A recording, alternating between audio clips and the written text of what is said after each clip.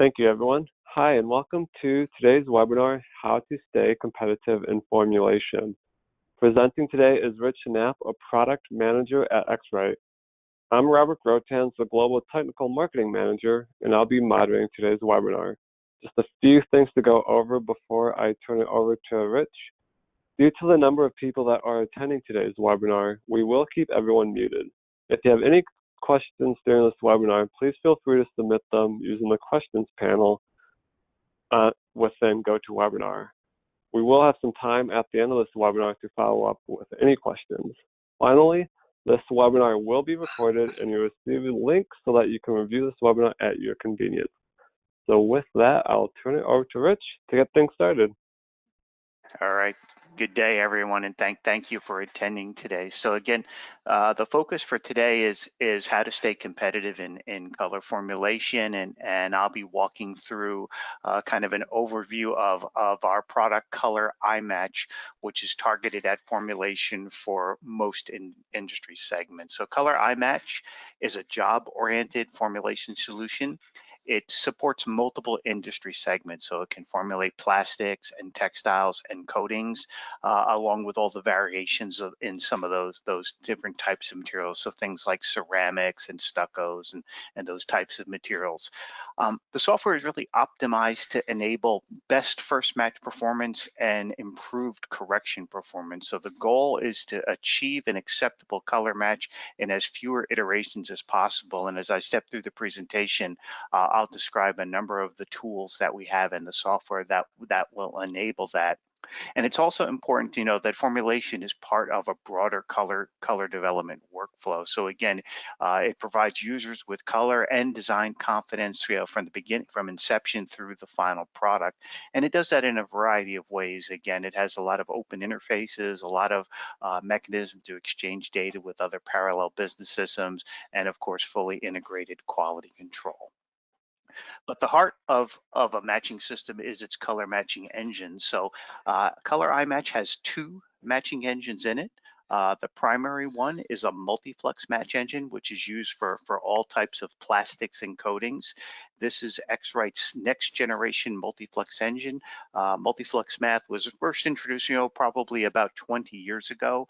But what we at X-Rite have been doing is over the last 4 or 5 years have developed our kind of follow-on matching engine. That engine is now available in Color iMatch, and it provides best-in-class initial match performance as well as correction performance. We've also coupled that with better data preparation and assessment tools, because the match engine can only formulate as well as the data that's provided to it. We've also added in rules-based formulation. So again, material or process variations can be characterized in the software. And this combination of capabilities is intended to deliver an acceptable match in fewer steps. On the textile side, textile match performance is often a function of how accurately the colorant behavior in a recipe reflects the colorant behavior under current conditions and processes. So dye materials can change over time, batch to batch.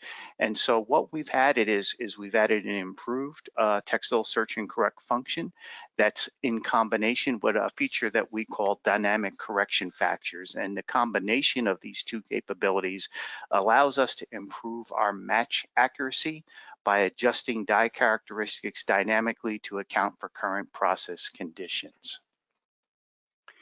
In addition to the match engine itself, there's a number of important features in the software. So again, dynamic formulation rules allows formulation variants to be easily generated and assessed. So again, if you're working on different materials, if you have a job for a particular customer and it requires particular process steps or a type of matching, those things can be characterized in the software, and then easily you can switch between different rule sets to create the optimal match for either a material or a particular process. We have a gamut viewer that shows achievability. So again, the intent here is when you have an assortment of colorants or inks or dyes, that we can show you graphically the gamut of colors that are achievable by that collection, and then we can overlay your color targets on top of that. And the intent here is to identify early in the process if a color is actually achievable within the colorant set you're using, or if you have to make adjustments or add additional information to it. And also we have fully integrated quality control, so there's no need for a separate QC software. You know, Color iMatch is part of a family of products that includes Color IQC, and Color IQC is embedded within the Color iMatch software. Another feature we've added is the ability to directionally adjust a formulation, and this is intended to compensate for process variations that might occur between a laboratory and production. So again, if in the lab you're formulating a color and then you move that color into production, but you know because of certain process variations or processes that are done in production that there's a characterizable color shift to it, that can be accounted for now in the formulation process and adjusted for in the laboratory, so you don't have to make those adjustments in when you're in production of that color. Other features we've added is we focused a lot on optimizing legacy data, because legacy data has a lot of value. There's a lot of actionable information in that. So we've developed new search metrics. These are part of our search and correct features. So traditional search and correct metrics typically rely on colorimetric data. We have introduced a new metric. We call it a shape metric that looks at the spectral shape of the target as well as the spectral shape of the data that you have in your database. And it uses that as part of a larger search and correct algorithm. And the intent behind that feature is when you're formulating, what we want to find is candidate existing formulas that are not only a good color match, but also formulas that likely contain the same components.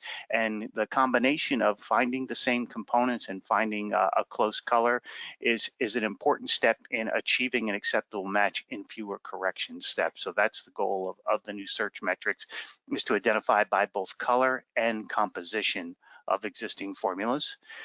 We've also added a lot of data preparation and assessment tools into our assortment builder. This is the tool where you're building your calibration data, you know, characterizing all of your colorants or pigments.